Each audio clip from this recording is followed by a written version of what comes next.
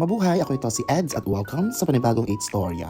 Minsan sa buhay natin, hindi natin alam kung ano yung gusto natin, kung ano yung gusto natin gawin, ano gusto natin kainin, ganito, ganyan, di ba? Pero minsan talaga, kapag naiisip mo yung mga bagay na naiisip ng utak mo, minsan nagagawa mo yung mga bagay na hindi mo naman pala kayang gawin. Minsan kasi, kapag pumupunta ka sa palengke, bibili ka ng tinapay, tapos ang kukunin mo naman pandesal.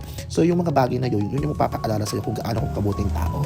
Kaya naman para sa akin, naniniwala ako na kapag wala kang inaapakang tao at busilak ang puso mo, pagpapalain ka. Kaya yung mga tao na walang bilib sa'yo, na patuloy kang kinukutsa, nilalait, lagi mo tatandaan na walang kasalanan si Val dahil ang kasalanan ni Val ay maging anak sa labas.